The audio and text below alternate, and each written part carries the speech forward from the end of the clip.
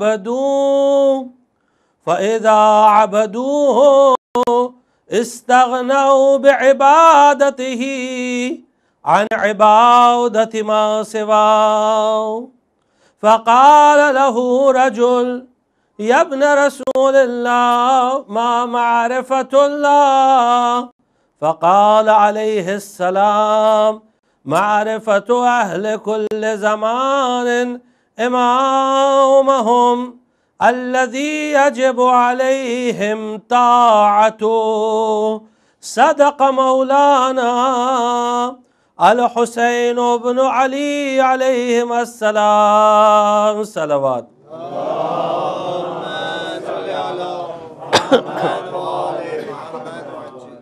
صلی اللہ علیک یا ابا عبداللہ صلی اللہ علیک یا ابا عبداللہ صلی اللہ علیک یا ابا عبداللہ۔ سید الشہداء اس مشہور حدیث میں فرماتے ہیں کہ اے لوگو، اللہ، بے شک اللہ کہ جس کا ذکر جلیل ہے، اس نے لوگوں کو پیدا نہیں کیا مگر یہ کہ وہ اس کی معرفت حاصل کریں۔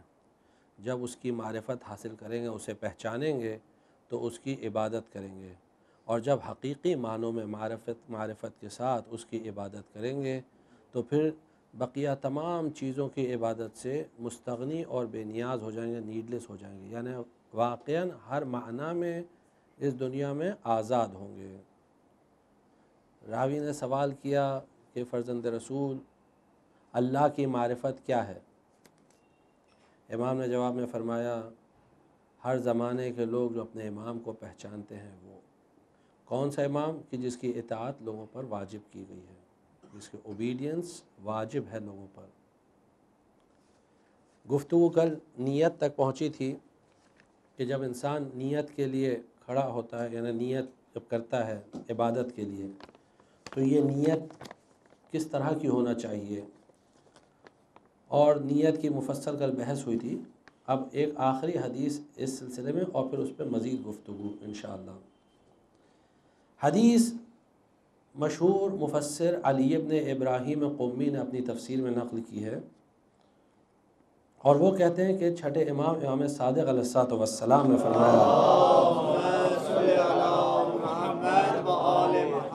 فرماتے ہیں ان العباد ثلاثہ، اللہ کے بندے تین قسم کے ہوتے ہیں۔ قوم عبد اللہ عز وجل خوفا، کچھ لوگ ایسے ہوتے ہیں جو اللہ کی عبادت خوف کی بنا پر کرتے ہیں۔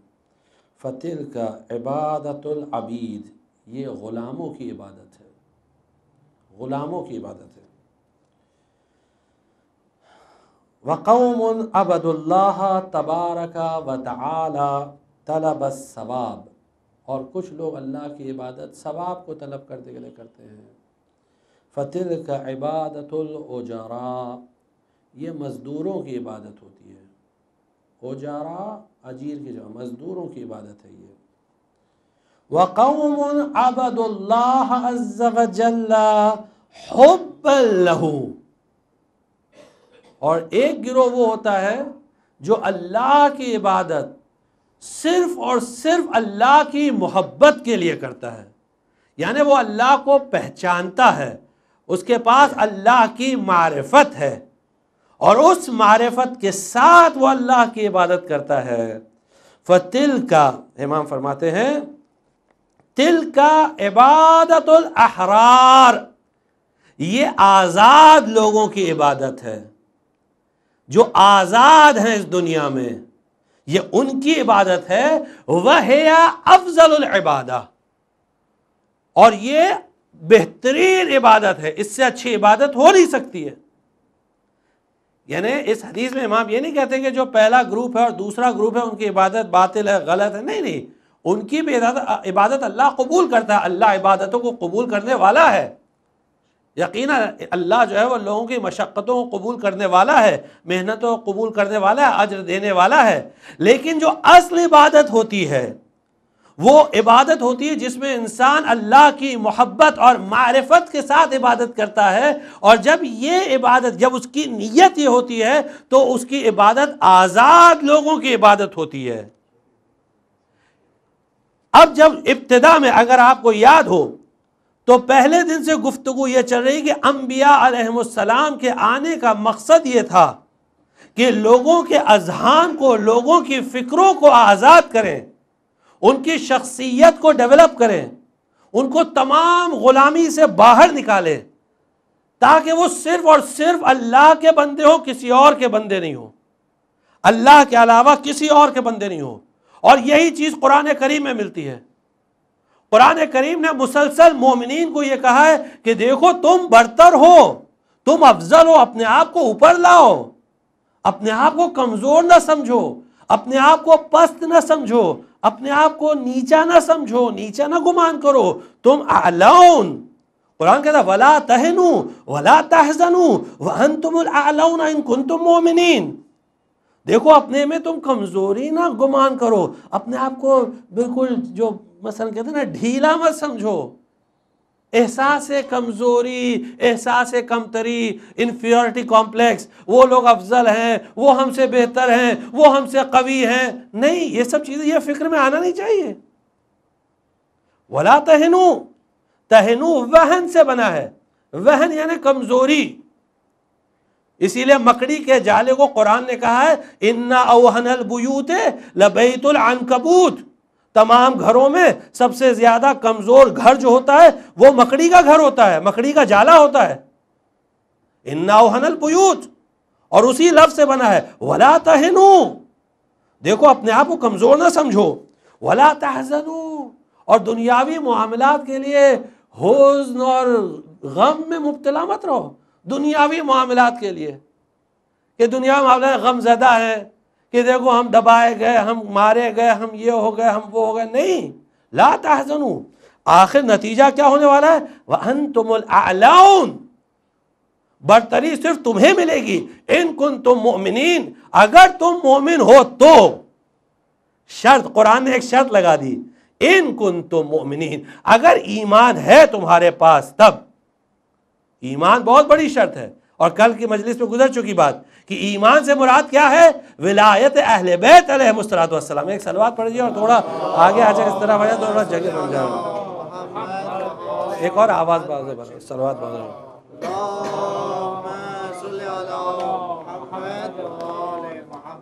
یہ سورہ آل عمران کی آیت نمبر 139 تھی، 139، سورہ آل عمران آیت نمبر 139۔ اسی طرح سورہ محمد صلی اللہ علیہ وآلہ آیت نمبر 35 میں ارشاد ہوتا ہے فَلَا تَهِنُوا، دیکھو کمزور مت فیل کرو اپنے آپ کو، وَتَدْعُوا إِلَى السِّلْمِ وَأَنْتُمُ الْأَعْلَوْنَ، آیت پہ غور کریے گا، وَتَدْعُوا إِلَى السِّلْمِ، اور کبھی بھی اگر کسی سے صلح بھی کر رہے ہو نا تو ایسی حالت میں کرو وَأَنْتُمُ الْأَعْلَوْنَ، تمہارا ہاتھ بلند ہونا چاہیے، تمہارا ہاتھ اوپر ہونا چاہیے، انتم الاعلون واللہ معکم، اللہ تمہارے ساتھ ہے، حجت خدا تمہارے ساتھ ہے، امام زمان تمہارے ساتھ ہے، پریشان مت ہو، صاحب امر امام زمان ہے۔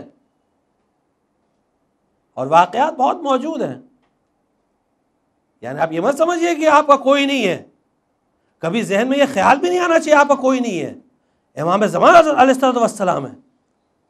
مشہور واقعہ ملتا ہے مولا کائنات کا، پیغمبر کی شہادت کے بعد کا واقعہ ہے، 2-4 سال بعد کا واقعہ ہے۔ مولا کائنات تھے، ان کو یہ خبر ملی کہ ان کے چاہنے والوں کو کوئی برا بھلا بول رہا ہے، برا بھلا بول رہا ہے۔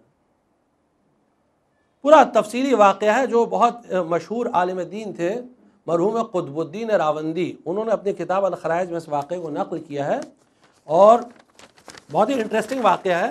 تو آپ لوگ ایک صلوات پڑھ دیجیے تو پورا واقعہ سنا دیں۔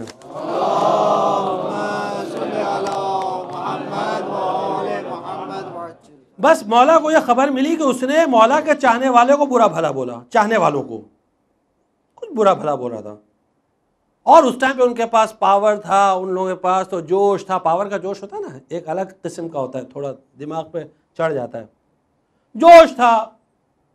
مولا کائنات باغ میں کام کر رہے تھے مدینے میں، اور ان کے ہاتھ میں وہ سکل تھا جس سے برانچز یعنی شاخ توڑتے ہیں نا درخت کی، وہ تھا کہ اتنے میں وہ دکھ گیا شخص جو برا بھلا بول رہا تھا.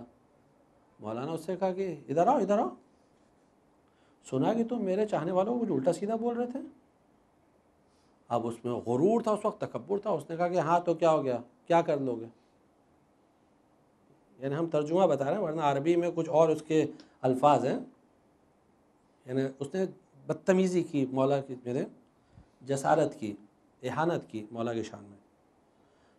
بس جیسے ہی اتنا اس نے کہا کہ کیا کر لو گے، مولا نے فوراً کیا کیا کہ جو ہاتھ میں سکل تھا نا اس کو اٹھا کر زمین پر پٹک دیا. جیسے ہی زمین پر پٹکا، اس کے اوپر نہیں، جیسے ہی پٹکا تو وہ سکل جو ہے وہ ایک لمحے کے اندر فوراً اسی وقت جو ہے وہ ثعبان کالبعیر، یعنی ایک اژدہا ہو گیا، سانپ بڑا، پائتھن، کس کی طرح؟ کالبعیر، یعنی اونٹ کی سائز کا. اب یہ مت بولنا کہ عقل میں بات نہیں آتی ہے، کل بتا چکے ہیں، ٹھیک ہے نا. کالبعیر، اونٹ کی طرح. فاغر فاہ، اور وہ اپنا منہ کھولے ہوئے تھا. وقد اقبل نحو، یعنی اس شخص کی طرف بڑھا وہ سانپ.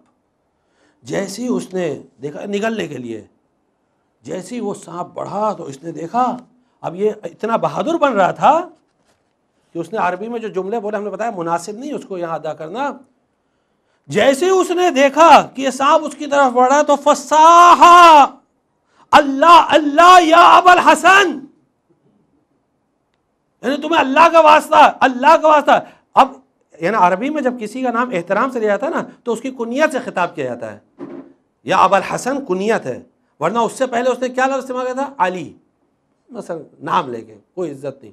اب کہہ رہا ہے اللہ اللہ یا ابا الحسن لا عدت بعدها فی شیء، اب اس کے بعد کبھی ایسا کام نہیں کروں گا، کبھی تمہارے چاہنے والوں کو برا بھلا نہیں بولوں گا، قسم کھا رہا.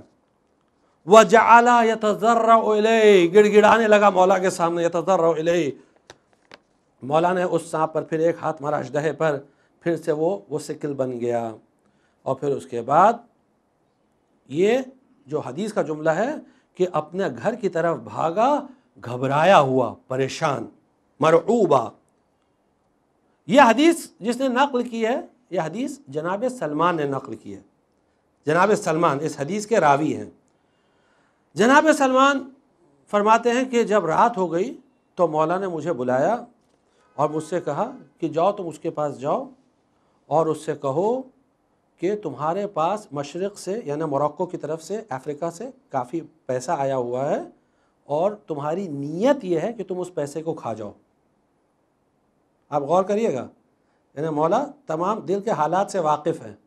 تمہاری نیت یہ ہے کہ تم اس پیسے کو کھا جاؤ، تو اس طرح کرنا نہیں، اور جو بھی لوگوں کا پیسہ ہے وہ تم لوگوں میں بانٹ دو، اپنے پاس کچھ بھی نہیں رکھنا، ورنہ میں تمہیں ذلیل کروں گا. فَأَفْزَحَكَ، فزیدی کروں گا، تمہاری ذلیل کروں گا. قال سلمان علیہ الرحمہ، سلمان جو ہے وہ آئے اور پیغام پہنچا دیا کہ بھئی یہ مولا نے کہا، اس سے کہہ دیا. جیسے ہی اس نے سنا، اس نے کہا حیرنی امر صاحبک، تمہارے جو دوست کی باتیں ہیں نا یہ مجھے بہت حیران کرتی ہیں، یعنی علی کی باتیں. ان کو کہاں سے پتہ چلا کہ میری نیت یہ ہے؟ سلمان نے کہا یہ تو بہت معمولی بات ہے، علی کے لیے یہ تو بہت معمولی بات ہے، ایسی چھوٹی چیزیں علی سے چھپی رہتی ہیں. ما اقول کا ما علی، یعنی میں تم سے بتاتا ہوں کہ آج مجھے یقین ہو گیا کہ علی جادوگر ہے. یعنی یہ کہنے لگا کہ اب مجھے یقین ہو گیا کہ علی جادوگر ہے. الا ساحر وانی لمشفق علیک منہ، دیکھو میں تم کو علی سے زیادہ چاہتا ہوں. کس سے کہہ رہا ہے؟ جناب سلمان سے کہہ رہا ہے. میں تمہیں علی سے زیادہ چاہتا ہوں، اور مناسب بات یہ ہے کہ تم علی کو چھوڑ کر میرے پاس آ جاؤ، ہمارے گروہ میں آ جاؤ. سلمان نے کہا کتنی ذلیل بات کی تو ہے، کتنی نیچ بات کی ہے تو نے علی کو پہچانا ہی نہیں، علی کو پہچانا ہی نہیں تو نے. علی وہ ہے جس کے پاس نبوت کے راز موجود ہیں. علی وہ، اب سلمان اس کو انٹروڈیوس کر رہے ہیں. دیکھیے یہ ڈیوٹی ہوتی ہے ہم لوگ کی، مسلسل حجت خدا کو انٹروڈیوس کرنا، چاہے دشمن کے سامنے ہی کیوں نہ ہو. یہ ہر مومن کی ڈیوٹی ہوتی ہے، چاہے دشمن کے سامنے ہو لیکن اپنے امام کو انٹروڈیوس کرتا رہے. سلمان کہتے ہیں کہ علی وہ ہے ورثہ من اسرار النبوہ ما قد رأیت منہ وما هو اکبر منہ. ارے یہ تو جو نے دیکھا یہ تو کچھ نہیں ہے، میں نے تو علی کو اس سے بڑی بڑی چیزیں کرتے ہوئے دیکھا ہے. جناب سلمان کہہ رہے ہیں، کہنے لگا ٹھیک ہے تو ایک کام کرو، علی سے کہو، جاؤ علی کے پاس اور کہو کہ میں ان کی باتیں خاموشی سے سن لوں گا، جو وہ کہہ رہے ہیں بانٹنے کے لیے پیسہ سب سن لوں گا. سلمان کہتے ہیں کہ میں علی کے پاس واپس آیا اور میں نے جب جیسی علی کے پاس پہنچا، علی کی خدمت میں حاضر ہوا تو مولا نے مجھ سے کہا کہ سلمان تم پورا واقعہ بیان کرو گے یا میں بیان کروں؟ تمہارے اور اس کے درمیان جو بات ہوئی تم بیان کرتے ہو یا میں بیان کروں؟ جناب سلمان نے کہا انت اعلم منی بہی، آپ مجھ سے بہتر جانتے ہیں کہ کیا ہوا. پھر مولا نے پوری داستان سلمان کے لیے بیان کی، اس نے یہ کہا، تم نے یہ کہا، اور یہ سب پورا واقعہ ہوا. اس کے بعد مولا نے ایک جملہ کہا، اب اس جملے کو یاد رکھ لیجئے، یہ تاریخی جملہ مولا نے کہا.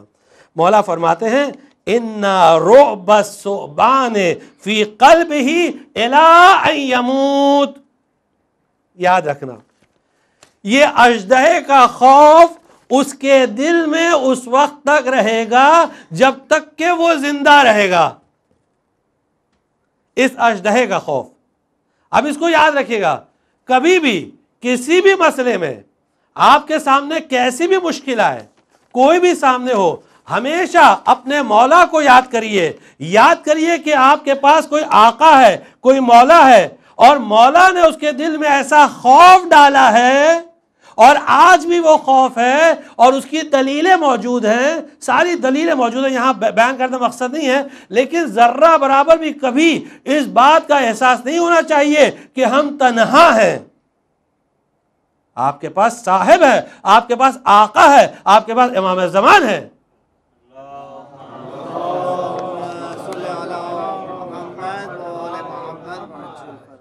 صلوات بآواز بلند پڑھیے.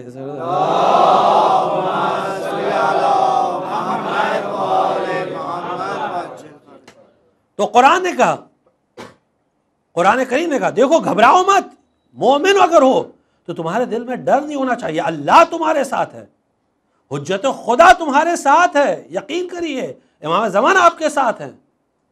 اور پھر اس کے بعد جب حضرت موسیٰ کی داستان آتی ہے تو اللہ تعالیٰ قرآن میں ارشاد فرما رہا ہے، سورہ طٰہٰ کی آیت نمبر 68 ہے، اللہ کہہ رہا ہے قُلْنَا لَا تَخَفْ، اے موسیٰ ڈرو مت، إِنَّكَ أَنْتَ الْأَعْلَىٰ، تم کو برتری حاصل ہوگی، جیتو گے تم ہی.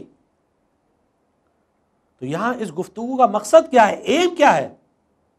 ایم یہ ہے کہ انسان کو دنیا کی تمام بندگی کو چھوڑ کر اور صرف اللہ کی بندگی کرنا چاہیے، بس اس کے علاوہ کسی کی بندگی نہیں، کسی کی غلامی نہیں، کسی کے سامنے اس کے گھٹنے نہیں ٹیکنا چاہیے. اور تمام انبیاء، تمام اولیاء اور تمام ائمہ علیہم السلام کا مقصد صرف یہ تھا. اور اسی لیے آپ دیکھیے کہ روز عاشوراء سید الشہداء دشمنوں کے سامنے کھڑے ہیں، دشمن سے خطاب کر رہے ہیں، اور ساری حجتیں تمام ہو چکی ہیں، ساری باتیں ختم ہو گئی ہیں، لیکن اس کے بعد کہتے ہیں یا آل ابی سفیان، اے ابو سفیان کی اولاد، ان لم یکن لکم دین، اگر تمہارے پاس دین نہیں ہے، وکنتم لا تخافون المعاد، اور تمہارے دل میں قیامت کا بھی خوف نہیں ہے، یعنی تمہارے پاس دین ہے نہ معاد کا خوف ہے، کچھ نہیں ہے، تو فکونوا احرارا فی دنیاکم، کم سے کم اپنی دنیا میں تو آزاد رہو، اب اپنی دنیا میں تو آزاد رہو، دنیا میں تو کسی کا غلام نہ بنو. یعنی سید الشہداء یہاں دشمنوں کے لیے بھی چاہتے ہیں کہ کم سے کم اپنی دنیا میں آزاد رہیں. یعنی ائمہ کتنا چاہتے تھے کہ لوگ دنیا کی بندگی اور دنیا کی پرستش سے باہر آئیں. یعنی یہاں جو مقصد ہے کہنے کا، جو آج ہماری ڈیوٹی کیا ہے یعنی یہ مقصد نہیں کسی طرح ہم کو دنیا کی حکومت ملے، دنیا کا عہدہ ملے، نہیں، اس کی تو کوئی قدر و قیمت نہیں ہے. جیسے کہ پہلی مجلس سے بیان کیا تھا، آپ کی خدمت میں عرض کیا تھا کہ مولا کائنات نے فرمایا تمہارے اس دنیا کی کوئی قدر و قیمت نہیں میرے نزدیک. اور وہی ہم لوگ کا سلوگن ہونا چاہیے کہ تمہاری اس کی کوئی قدر و قیمت نہیں ہے. نہیں، قطعا نہیں. لیکن ایم کیا ہے؟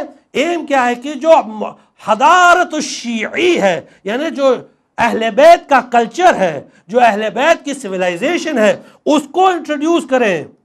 اور انتم الاعلون سے مراد یہ ہے کہ اہل بیت کا کلچر، اہل بیت کا فرہنگ، اہل بیت کی تعلیمات اور اہل بیت کی ٹیچنگز، اس کو دنیا پر ڈومینیٹ ہونا چاہیے، اس کو دنیا میں آگے ہونا چاہیے. ہم کو اس کو انٹروڈیوس کرنا چاہیے، بتانا چاہیے. دیکھیے یہ اہل بیت کی احادیث ہیں، یہ چیزیں ہیں، خود پڑھیں، دوسروں کو پڑھائیں.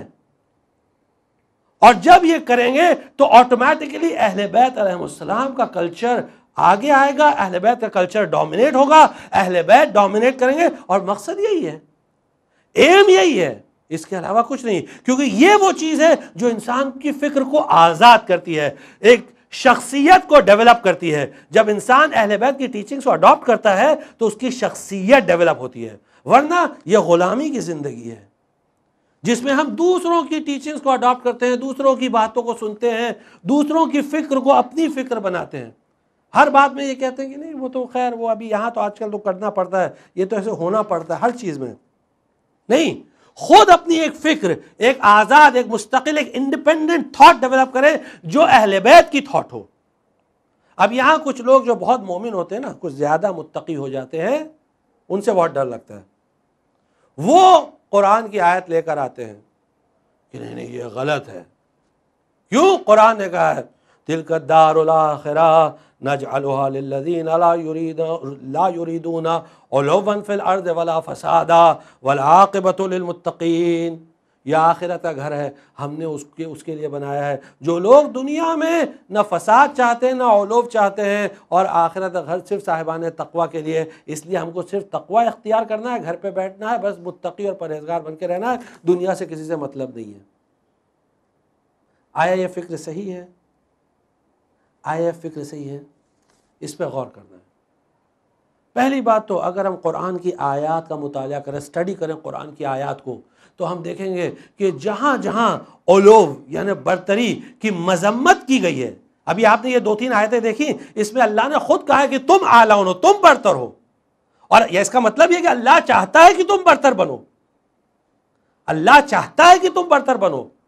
لیکن جہاں مذمت کی ہے، کنڈیم کیا ہے علو کو، وہاں قرآن کی آیات، سورہ بنی اسرائیل کی آیت آپ دیکھیں گے تو اس میں باقاعدہ قرآن نے مذمت کی ہے علو کو، برتری کو، ہائنس کو، یعنی پوزیشن کو. کہاں؟ جہاں انسان فساد برپا کر کے اس پوزیشن کو حاصل کرتا ہے یا پوزیشن حاصل کرنے کے بعد فساد برپا کرتا ہے. یعنی اس کی ایم کیا ہے؟ اس کی ایم یہ کسی طرح یہ پوزیشن ملے تاکہ ہم فساد برپا کریں، یعنی کرپشن، یعنی برائی، یعنی کسی طرح دوسرے کو نیچے گرائیں اور ہم خود اوپر رہیں، دوسرا نیچے رہے، یا کسی طرح فساد کر کے اور کسی طرح یہ پوزیشن حاصل کریں. جب انسان کی یہ فکر ہوتی ہے تو اس کی مذمت کی ہے. قرآن کریم میں ارشاد ہوتا ہے وَقَضَيْنَا إِلَىٰ بَنِي إِسْرَائِيلَ فی الکتاب، ہم نے کتاب میں پہلے سے بنی اسرائیل کے لیے فیصلہ کر دیا تھا لَتُفْسِدُنَّ فِي الْأَرْضِ، یقیناً تم زمین میں 2 مرتبہ، مرتين، 2 مرتبہ فساد پھیلاؤ گے، وَلَتَعْلُنَّ عُلُوًّا كَبِيرًا، اور تم برتری اور بہت بڑی برتری حاصل کرو گے. 2 مرتبہ تمہیں دنیا میں زندگی میں برتری ملے گی. بنی اسرائیل کو 2 مرتبہ برتری ملے. قرآن نے کہا ہم نے پہلے سے فیصلہ کر دیا ہے. ایک برتری تو ہو گئی، اب یہ دوسری چل رہی ہے. لیکن ایم کیا ہے ان کا؟ فساد کرنا. اس کی قرآن نے مذمت کی ہے. اس طرح آپ دوسری آیت بھی دیکھ لیں گے جس میں کہا کہ وہ برتری جس میں ظلم ہوتا ہے، جہاں ظلم ہوگا ساتھ میں وہ غلط ہے. لیکن جہاں اگر آپ کو اہل بیت کا کلچر لانا ہے، اہل بیت کو کلچر کو انٹروڈیوس کرنا ہے تو وہ چیز بہتر ہوتی ہے. اس سے بہتر چیز کوئی ہوتی نہیں ہے. اب یہاں ایک اعتراض اور ہو سکتا ہے، کچھ لوگ اعتراض کرتے ہیں تو پھر جو آپ تقیہ کی بات کر رہے ہیں وہ تقیہ بھی تو ہوتا ہے نا، تقیہ کرنا چاہیے کیونکہ حدیث میں لکھا ہے التقیۃ دینی و دین و آبائی، تقیہ میرا دین اور میرے آبا و اجداد کا دین ہے۔ تو پہلی بات تو اس حدیث کو تھوڑا اس کو چینج کریں کہ یہ حدیث جو دراصل یہ حدیث اس طرح جو محمد ابن یعقوب الکلینی ثقۃ الاسلام نے کافی میں نقل کی وہ صحیح ہے۔ التقیۃ من دینی و دین آبائی، تقیہ میرے دین کا ایک حصہ ہے اور میرے آبا و اجداد کے دین کا حصہ ہے، پورا دین نہیں ہے۔ اگر پورا دین ہی تقیہ ہوتا تو یہ تمام مجلس، ماتم، کتابیں، تبلیغ سب حرام ہو جاتی، سب بند کر دینا چاہیے تھا، کیونکہ سب تقیہ خلاف ہے۔ جو جلوس نکالتے ہیں وہ حرام ہو جاتا، جو کتابیں چھاپ رہے ہیں وہ حرام ہو جاتا، جو تبلیغات کر رہے ہیں وہ حرام ہو جاتی، سب غلط ہو جاتا۔ لیکن ثقۃ الاسلام کلینی نے اپنی کتاب کافی میں باقاعدہ حدیث نقل کی، التقیۃ من دینی، یعنی دین کا حصہ ہے، یعنی جہاں تقیہ کی ضرورت پڑے وہاں تقیہ کرو۔ یعنی اب فیصلہ یہ کرنا ہے کہ کہاں دین کی بہتری ہے۔ اگر تقیہ کرنے سے دین محفوظ ہوتا ہے تو تقیہ واجب ہو جاتا ہے، اور اگر تقیہ نہیں کرنے سے دین محفوظ ہوتا ہے، یعنی مثلا تبلیغ آپ کر سکتے ہیں، تو پھر یہاں تقیہ جائز نہیں ہے، تقیہ وہاں جائز نہیں ہے۔ پچھلے سال مفصل گفتگو اس پہ اس لیے اس کو دہرا نہیں رہے، ورنہ اس پہ بھی لوگ اعتراض کرتے ہیں کہ آپ ریپیٹ کر رہے ہیں۔ ایک صلوات پڑھ دیجئے۔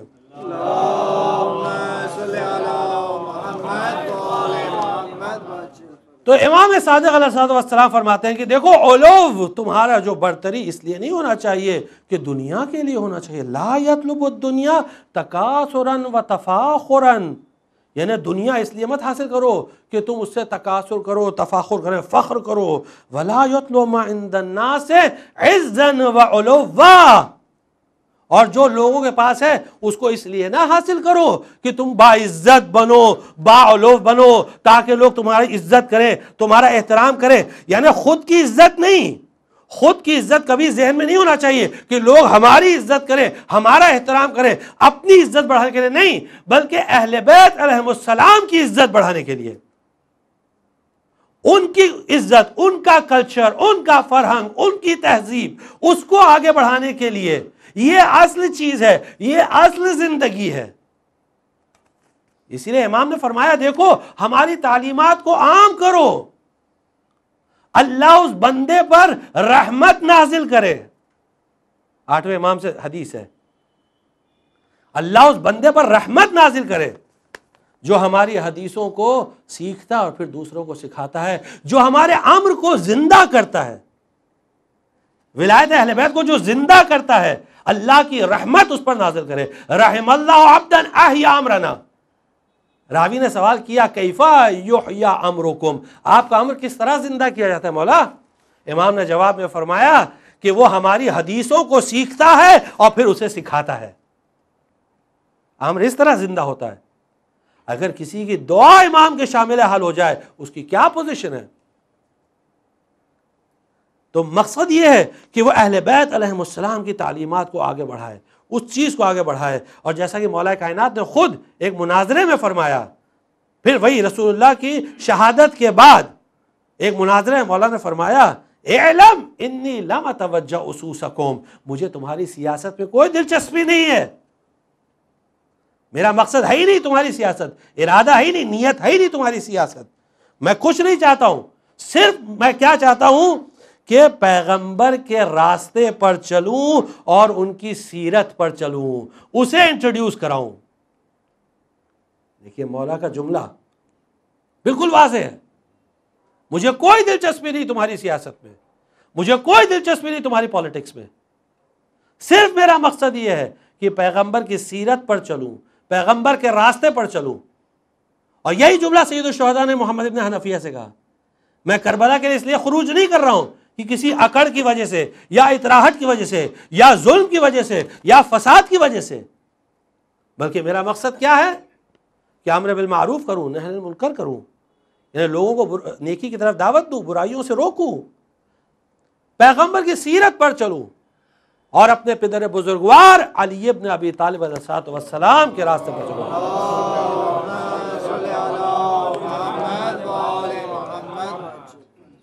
واضح بالکل کلیئر۔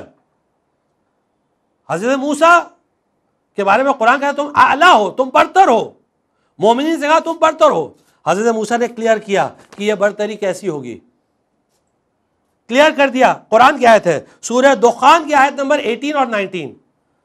فرعون جو ذکر کل گزرا مجلس میں، فرعون نے کیا کہا؟ انا ربکم الاعلی، میں تمہارا خدا ہوں، تمہارا سب سے بڑا خدا میں ہوں. اب حضرت موسیٰ سامنے آئے.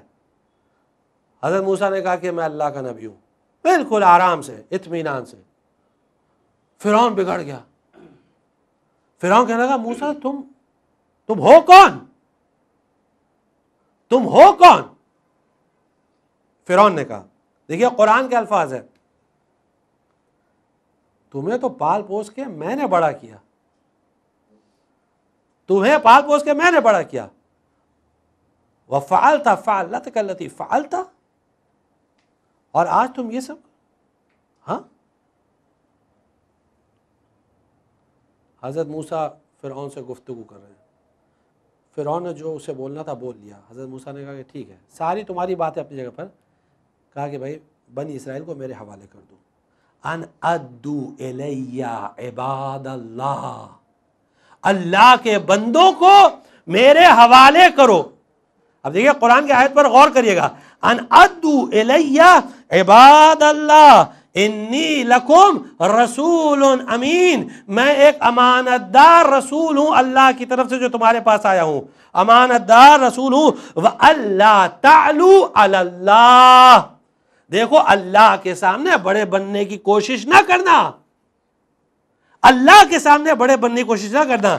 تو جہاں قرآن نے مذمت کی ہے بزرگی کی، وہ یہ ہے، یہ اس بزرگی کی نہیں ہے کہ تم اپنے گھروں میں بیٹھے رہو کچھ کرو مت، اور دنیا دباتی تو مار کھاتے رہو، خاموش ہوتے رہو، کچھ کرو مت، کچھ بولو مت. نہیں، اہل بیت علیہ السلام نے بار بار بتایا کہ دیکھو کبھی گھبرانے کی کوئی بات نہیں ہے. سید الشہداء نے جو جملہ ادا کیا کربلا، جب ابتدا میں، جب کربلا کا واقعہ جو شروع ہوا اس کے ابتدا میں جو جملہ، ابھی اس کا ہم ترجمہ نہیں کریں گے، خالی عربی میں تھوڑا سا پڑھیں گے، آپ لوگ ترجمہ دیکھ لیجئے گا، خالی آخری حصے کا ترجمہ کریں گے. مولا فرماتے ہیں ان الدعی ابن الدعی. اب دعی آپ جانتے ہیں عربی میں اسے کیا معنی ہوتے ہیں، ہم ترجمہ نہیں کریں گے، آپ خود سمجھ لیجئے گا. ابن الدعی یعنی کچھ لوگ بہت حیرانی سے ہم کو دیکھ رہے ہیں تو لگتا ہے ترجمہ کرنا ہی پڑے گا. ایک صلوات پڑھ دیجئے.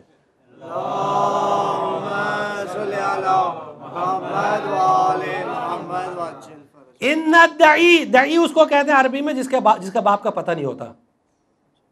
اب آپ سمجھ گئے، یعنی بے شک وہ شخص جس کے باپ کا پتہ نہیں. ابن الدعی، اور اس کے باپ کا بھی باپ کا پتہ نہیں، یعنی ایسے باپ کا بیٹا ہے کہ اس کے باپ کا بھی پتہ نہیں. یہ سید الشہداء کا جملہ ہے. قد ترکنی بین السلۃ والذلہ، اس نے مجھے دو آپشنز دیے ہیں. جب کہا نا بیعت کر لو تو دو آپشنز دیے. ایک سلہ عربی میں کہتے ہیں جب تلوار نکالی جاتی ہے نا میان سے، سلول، السیف السلول فی شرح زیادہ، سیف السلول، جب تلوار باہر نکالی جاتی ہے اسے کہتے ہیں سلہ. اور دوسرا آپشن کیا ہے؟ ذلہ، یعنی ذلت. اور پھر سید الشہداء نے مشہور جملہ فرمایا جو اکثر لوگوں کا سلوگن بھی رہتا نا، ہیہات من الذلہ، ذلت تو ہم سے بہت دور ہے، ذلت ہمارے نزدیک نہیں ہے. ہم سے ذلت سے کیا مطلب ہے؟ کوئی مطلب ہی نہیں ذلت سے. یہی جو فیلنگ تھی امیر المومنین علیہ السلام نے جنگ صفین میں سیم چیزیں نقل کی. یہ ہم نہیں بول رہے ہیں، نہج البلاغہ ہے، کیونکہ لوگ کہتے ہیں نہج البلاغہ سے کیوں نہیں حدیث پڑھتے ہیں، تو یہ نہج البلاغہ سے پڑھ رہے ہیں. سن لیجئے، ابھی نہج البلاغہ سے حدیث ہے. یہ خطبہ نمبر 51 ہے نہج البلاغہ کا. یہ جنگ صفین سے پہلے، کب؟ جب شامیوں نے، فوجیوں نے، جو فوج کی شام تھی اس نے فرات پر قبضہ کر لیا اور کہا کہ علی کی فوج کو ایک قطرہ پانی نہیں ملے گا، ایک قطرہ آب نہیں ملے گا. یعنی معلوم ہوا ان کے یہ سنت چلی آ رہی ہے. کہ دشمن کو پیاسا مارو. اور واقعہ نہیں ایسا ہے. جب جناب محمد ابن ابی بکر کو مصر میں شہید کیا گیا تو ان کو پیاسا مارا گیا, پیاسا مارا گیا تھا.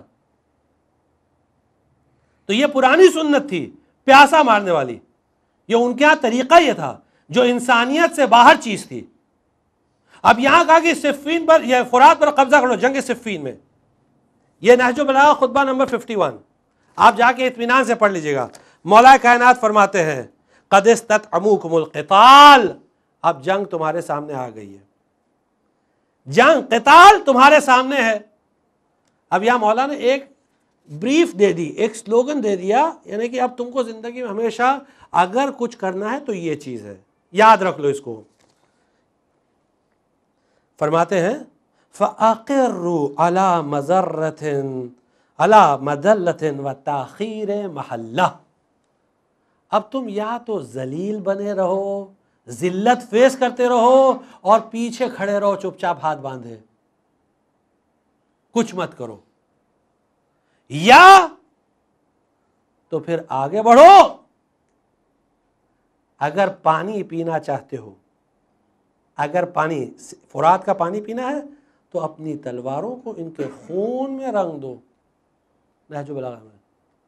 پھر اس کے بعد مولا فرماتے ہیں فَالْمَوْتُ فِي حَيَاتِكُمْ مَقْهُورِينَ,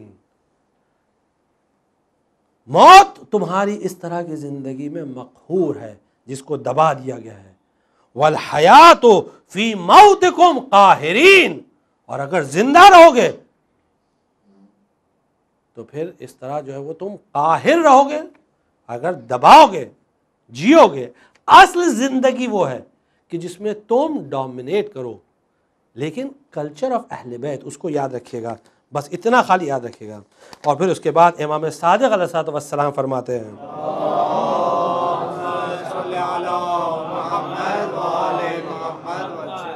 سلوات بآواز بلند بھیجیے اس میں.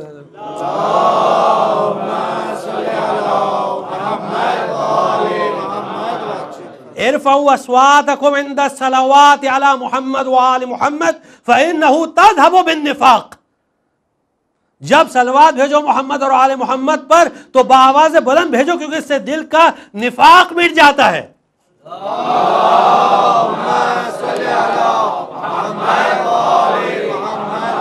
دن بھر منافقوں سے ملاقات ہوتی رہتی ہے نا, تو تھوڑا بہت تو اثر چھو ہی جاتا ہے, کبھی کبھی گلے بھی لگا لینا پڑتا ہے. تو وہ تو اثر ہوتا ہے کہ نہیں ہوتا ہے. جب آدمی کوئلے کی کان میں جائے گا سفید کپڑا پہن کے کول مائن کے اندر, تو کچھ نہ کچھ تو اثر ہوگا نا. تو وہ اثر دل پہ کچھ تو ہوتا ہی, یعنی کچھ نہ کچھ باتیں سنتے رہتے ہیں دن بھر, ایسا ہونا چاہیے ویسا ہونا چاہیے, جو بھی تفصیلات یہاں مناسب نہیں ہے, لیکن بہرحال کچھ تو اثر ہوتا ہے تبلیغات کا. تو اس اثر کو مٹانے کے لیے یہ صلوات بہترین چیز ہوتی ہے. تو بآواز بلند صلوات.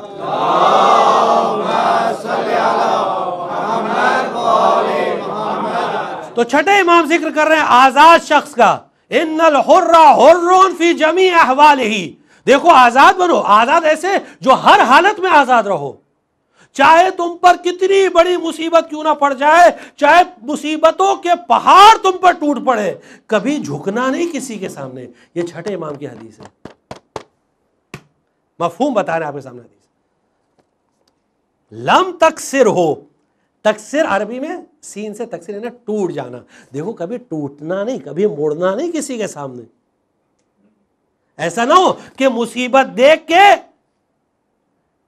پرسوں آپ کی خدمت میں حجر ابن عدی کا واقعہ نقل کیا تھا, یا غالباً کل کیا تھا, حجر ابن عدی. تو اب حجر نے کیا کہا, پہلے بیٹے کو مار, تاکہ ایسا نہ ہو مجھے مرتا ہوا دیکھ کے اس کا ایمان ڈگمگا جائے. یعنی حجر کو اپنے ایمان پر کانفیڈنس تھا, لیکن کہا بیٹا جوان ہے, ہو سکتا ہے کہ زندگی کی محبت اس کے ایمان میں یعنی تزلزل پیدا کر دے, یعنی متذبذب ہو جائے کہ یہ ٹھیک ہے علی کی ولایت کو تھوڑی دیر کے لیے چھوڑ دے. نہیں, امام فرماتے ایسا نہ ہو کہ یہ تم کو کمزور کر دے, توڑ دے, اور چاہے تمہیں قید ہی کیوں نہ کیا جائے, چاہے تم کو مقہور ہی کیوں نہ, مقہور یعنی پوری طرح دبا کیوں نہ دیا جائے.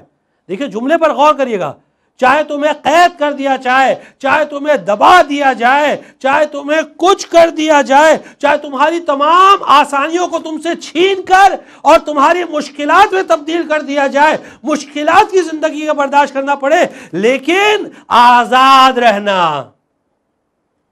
آزاد رہنا، یعنی اہل بیت علیہ السلام کی ولایت کو کبھی نہ چھوڑنا، اسے باقی رکھنا اور اسے انٹروڈیوس کرنا۔ واقعی یہ سب حدیثوں پہ غور کریے اور کربلا کے پورے واقعات پر غور کریے۔ یعنی ایک واقعہ یاد آ گیا، ابراہیم ابن طلحہ کربلا کے واقعے کے بعد امام زین العابدین علیہ السلام کے پاس آتا ہے، ملعون امام زین العابدین علیہ السلام کے پاس آتا ہے۔ آپ دیکھیے، چاہے آپ کا دشمن ہو، کوئی بھی ہو، اگر اس کی موت ہو جاتی ہے تو بھی آپ اس کو بہرحال کسی طرح پرسہ دیتے ہیں، تسلی دیتے ہیں، اور اگر کسی کا پورا خاندان مٹ گیا ہو تو چاہے جیسا دشمن ہو، آپ کہتے ہیں جانے تو ابھی یہ موت کے ٹائم پہ کیوں کسی کو اذیت پہنچانا۔ امام زین العابدین علیہ السلام کا پورا خاندان مٹ گیا، پھر بھی یہ ملعون آ کے کہتا ہے، کیا کہتا ہے؟ کہتا ہے یا علی ابن الحسین، کون جیتا، تم جیتے یا ہم؟ اب دیکھیے حدیث یہاں کہہ رہی ہے چاہے تم مقہور ہی کیوں نہ، تمہیں دبا دیا جائے، لیکن اپنی عزت کو باقی رکھنا۔ سید الساجدین نے ایک مرتبہ سر اٹھایا، حدیث کا جملہ ہے یہ، مولا نے سر اٹھایا اور کہا زیادہ دیر باقی نہیں ہے، اذان ہو جانے دے، خود ہی پتہ چل جائے گا کون جیتا کون ہارا۔ ایک صلوات پڑھ دیجئے۔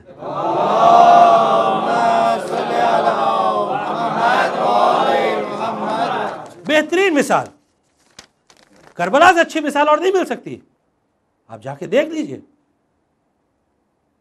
امام زین العابدین علیہ السلام ایسے حالات میں بھی خطبہ دے رہے ہیں، ایھا الناس من عرفنی قد عرفنی ومن لم یعرفنی فاعرفہ بحسبی ونسبی۔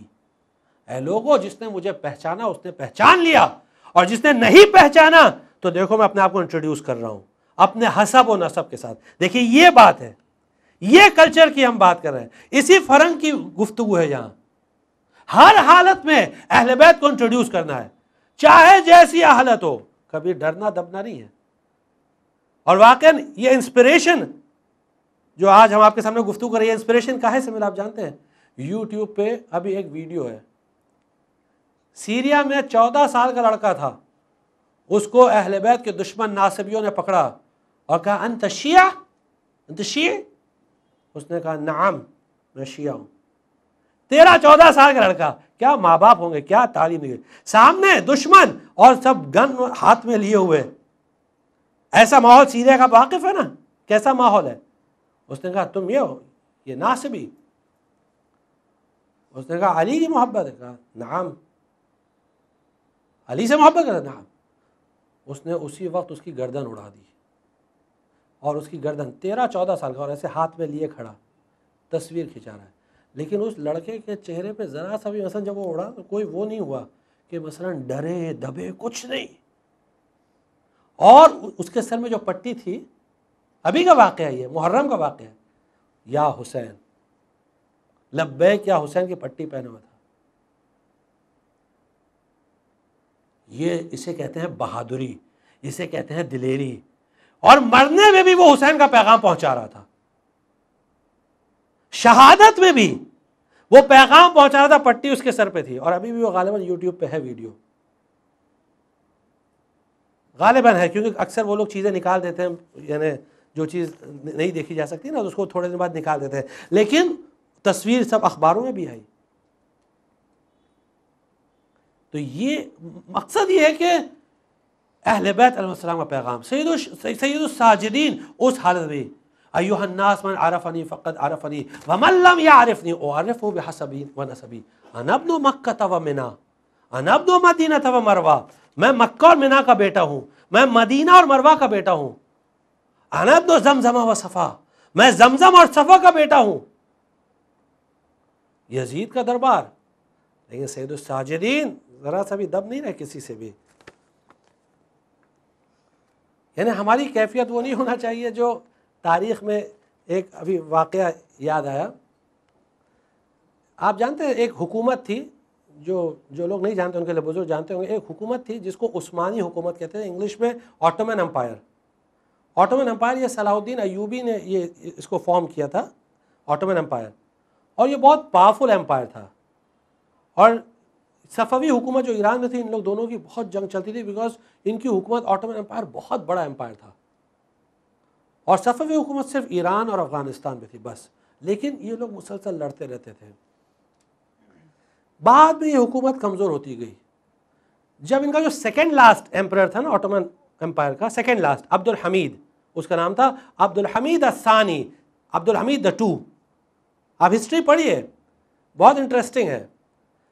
یہ بہت ہی بزدل تھا, بہت ہی بزدل تھا, اور مومن کبھی بزدل نہیں ہو سکتا. یہ حدیث میں مومن کی صفت میں لکھا ہے, لا یکون المؤمن جبانا, مومن کبھی بزدل نہیں ہو سکتا. یہ بہت بزدل تھا. ویسے یہ شیعوں کا دشمن تھا بہت زبردست, یعنی پوری جو آٹومن امپائر ہے نا, صلاح الدین ایوبی سے لے کے پوری, اور صفوی حکومت جیسے آپ جانتے ہیں ایران میں یہ حکومت تھی, اور بہت زبردست مولائی حکومت تھی صفوی حکومت. یہ شخص جو تھا یہ بزدل تھا, لیکن اس نے کیا کہتا ہے, ایک بہت بڑی تخت لگا کے رکھا تھا اپنے پیلس کے اندر, اپنے کوٹ میں, اور اس پہ لکھا ہوا تھا, یہ حدیث ہے, اور یہ حدیث فریقین نے یعنی شیعہ سنی دونوں نے نقل کی اپنی کتابوں میں, اور یہ حدیث رسول اللہ سے ہے کہ الاسلام یعلو ولا یعلی علیہ, اسلام ہمیشہ ڈومینیٹ کرے گا اور کوئی اسلام کو ڈومینیٹ نہیں کر سکتا. یہ حدیث ہے, پیغمبر کی حدیث ہے, مشہور حدیث ہے, الاسلام یعلو ولا یعلی علیہ. اب اس کے جو جاسوس تھے انہوں نے آ کر خبر دی کہ رشیا کی فوج تیار ہوگی تم پر حملہ کرنے کے لیے, اور ویسٹرن فورسز تم پر حملہ کرنے کے لیے تیار ہیں.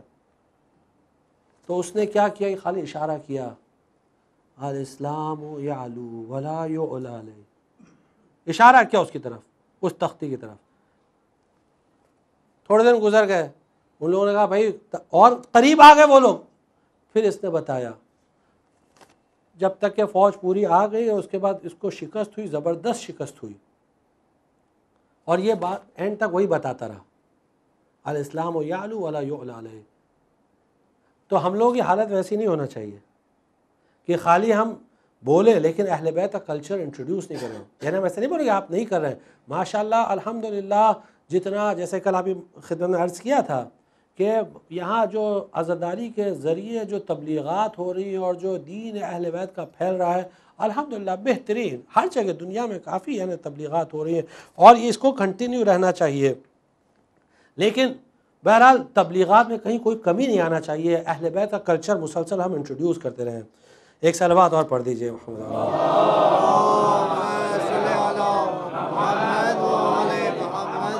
پھر امام صادق علیہ السلام فرماتے ہیں کہ ان اللہ عز وجل فوض الی المؤمن امورہ, اللہ نے مومن کو اس کے امور جو اس کے حوالے کر دیے ہیں, کلھا, سب کی سب اس کے حوالے کر دیا, سب کی سب, لیکن ایک چیز اس کے حوالے نہیں کیا, وَلَمْ يُفَوِّضْ إِلَيْهِ أَن يَكُونَ ذَلِيلًا, اور مومن کو کبھی یہ اجازت نہیں دی کہ وہ ذلت برداشت کرے, کبھی ذلیل ہو. یہ امام فرما رہے ہیں, تمام چیزیں دے دی, مومن کے حوالے کر دی, لیکن ایک چیز مومن کو نہیں دی, اور وہ یہ کہ اللہ نے اجازت نہیں دی کہ کبھی وہ ذلیل ہو.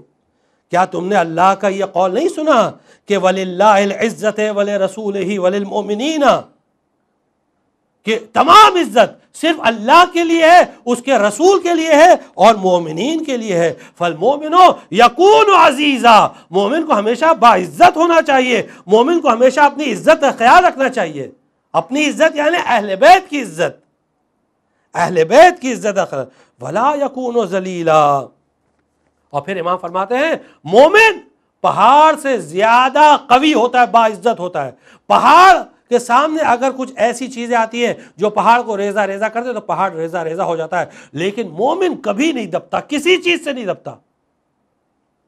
ان المؤمن اشد من زبر الحدید ان الحدید اذا ادخل فی النار تغیر وان المؤمن اذا قتل ثم نشر ثم قتل لم يتغیر قلبه. مومن لوہے فولاد سے زیادہ قوی ہوتا ہے، لوہے سے، آئرن سے زیادہ اسٹرانگ ہوتا ہے. لوہے کو، سٹیل کو اگر آگ میں ڈال دو تو پگھل جائے، لیکن مومن اگر اس کو قتل کرو، زندہ کرو، پھر قتل کرو، اس کا ایمان کبھی نہیں بدلتا. اشد من زبر الحدید.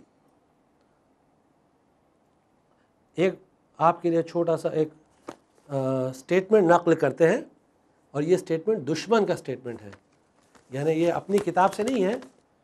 ایک مورخ بہت مشہور ہسٹورین تاریخ میں گزرا ہے 5th 6th سینچری کے اندر، جس کا نام تھا ابن ابی الحدید المعتزلی.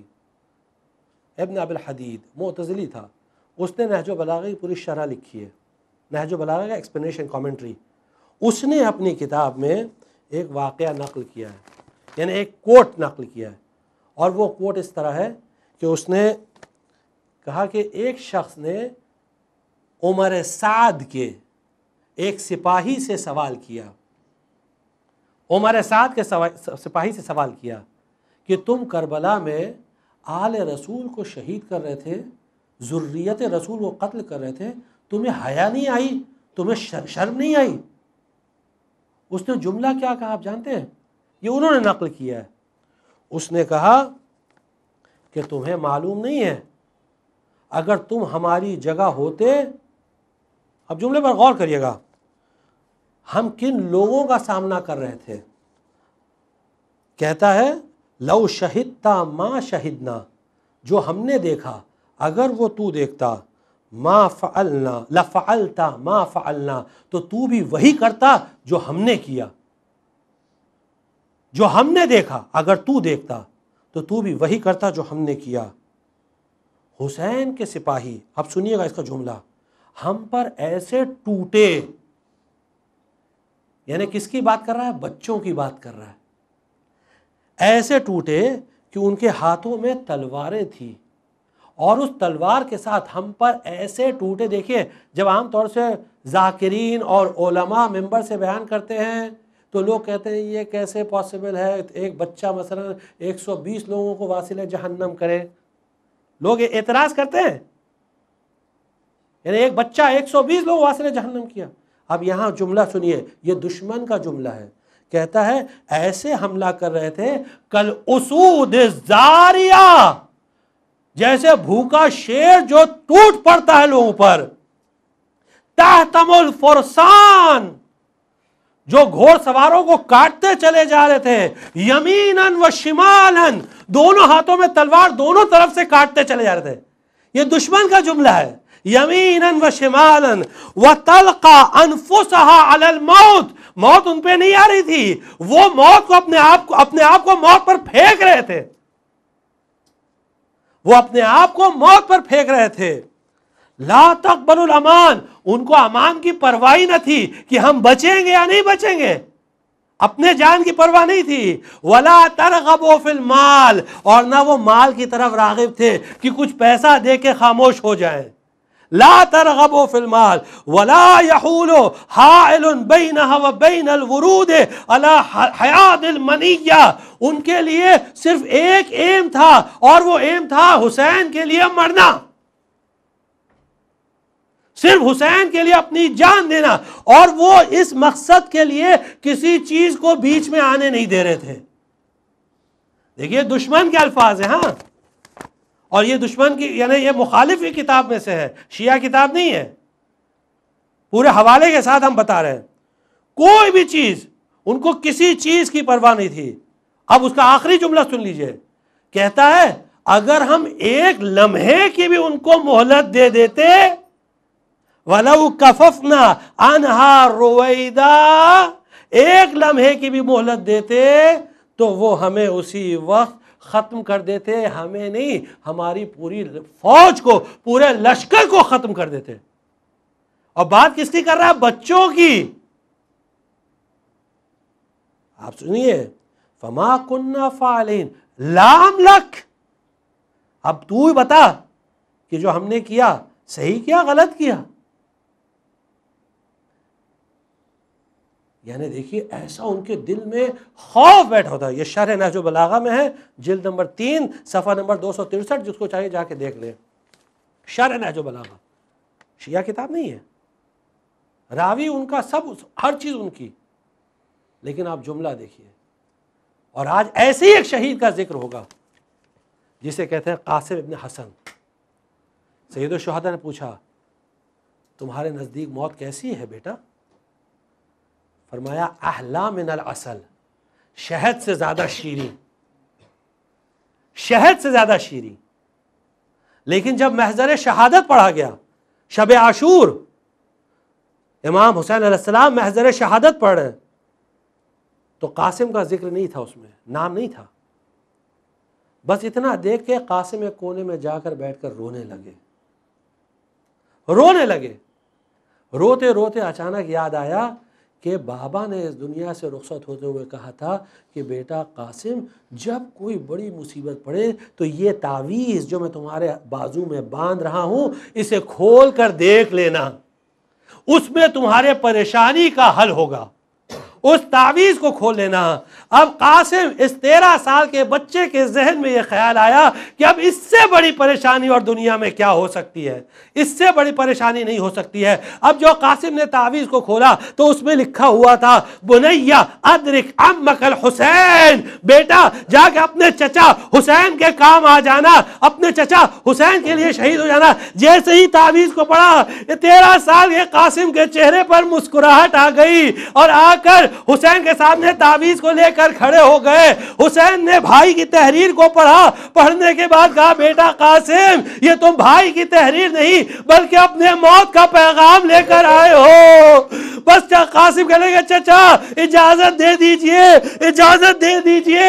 اب حسین قاسم کو دیکھ رہے ہیں، نہ جانے کیا سوچ رہے ہیں، 13 سال کی کم سنی کو سوچ رہے ہیں، یا بھائی حسن کی یاد آئی اس کے بارے میں فکر کر رہے ہیں، یا بھائی کی بیوہ کے بارے میں فکر کر رہے ہیں. حسین کھڑے قاسم کو دیکھ رہے ہیں. مقتل کا جملہ ہے، مقتل کا جملہ ہے کہ قاسم نے حسین کے بازوؤں کو لیا، حسین کے ہاتھوں کو لیا اور اپنی آنکھوں سے ملنا شروع کیا اور کہنے لگے چچا اجازت دے دیجئے، اجازت دے دیجئے، اجازت دیجئے. بس حسین نے کہا بیٹا قاسم، ارے کل تو سبھی کو مرنا ہے، کل تو سبھی کو مرنا ہے، اور تم نہیں بیٹا بلکہ اشقیاء تو خیموں میں بھی، بلکہ کل تو علی اصغر کو بھی مرنا ہے، علی اصغر بھی جائیں، علی اصغر بھی شہید ہوں گے. بس اتنا سننا تھا کہ قاسم کو غیرت آ گئی.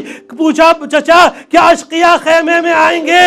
کہا نہیں بیٹا، میں خود اصغر کو لے کر جاؤں گا، میں پوچھوں گا اے بنی ہاشم کے غیرت دار، صرف یہ فکر سے اتنا پریشان ہو گئے. ارے سید الساجدین عصر عاشور اپنی آنکھوں سے دیکھ رہے ہیں کہ اشقیاء درانہ خیمے میں آ گئے، درانہ خیمے میں گھس گئے. بس ایک مرتبہ روز عاشور قاسم اجازت مانگ رہے ہیں، اجازت مانگ رہے ہیں. حسین نے قاسم کو سجایا، تیار کیا، کلیجے سے لگایا.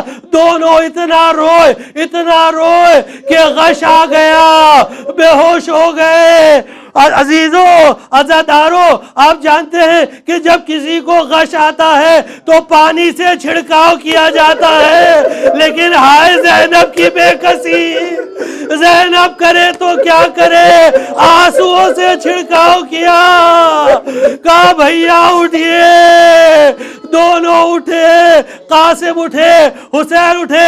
ایک مرتبہ حسین نے سوار کیا، جاؤ بیٹا قاسم جاؤ. لیکن جاتے جاتے ایک مرتبہ قاسم کا گریبان چاک کر دیا. کہا چچا یہ کیا؟ کہا یتیموں کی علامت ہوتی ہے. قاسم تم جا رہے ہو، بھائی کی یاد آ گئی. قاسم کو خدا حافظ کہا، جاؤ قاسم، اب پتہ نہیں ہماری ملاقات کب ہوتی ہے. قاسم گئے، جنگ کی، اشقیاء کو واصل جہنم کیا.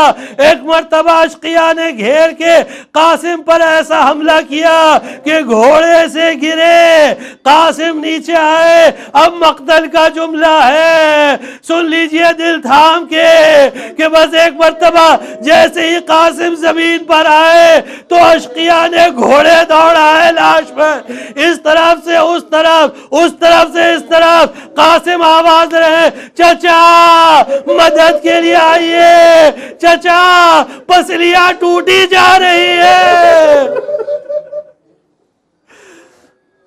سَيَعْلَمُ الَّذِينَ ظَلَمُوا أَيَّ مُنقَلِبٍ يَنقَلِبُونَ إِنَّا لِلَّهِ وَإِنَّا إِلَيْهِ راجعون وَضَمَّ قَضَاهِ تَسْلِيمًا لِأَمْرِهِ لا معبود سوا۔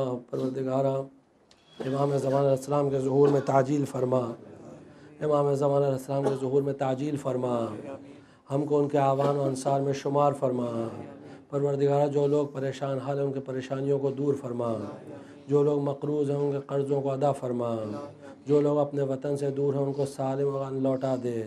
پروردگارا جو لوگ لا ولد ہیں ان کو اولاد نیک اور صالح عطا فرما، بحق الحسین ان کو نیک اور صالح اولاد عطا فرما، بحق فاطمہ ان کو نیک اور صالح اولاد عطا فرما۔ پروردگارا ہم کو دنیا میں زیارت حسین اور آخرت میں شفاعت حسین سے مشرف فرما۔ ایک اعلان یہ ہے کہ 29 نومبر فرائیڈے کو جمعہ کے روز ایک جلوس ہے جو 8 بجے ریگزل ہاؤس سے نکلے گا، اور وہاں مجلس ہوگی ابتدا میں جو مولانا ذکی نوری صاحب جس میں ممبر افروز ہوں گے۔ تمام مومنین سے گزارش کی جاتی ہے کہ اس میں شرکت فرمائیں، اور ایک سورہ فاتحہ اور 3 مرتبہ قل اللہ پڑھ کر جملہ مومنین و مومنات کو جو مرحومین و مرحومات کو بخش دیجیے۔ بسم اللہ الرحمن الرحیم۔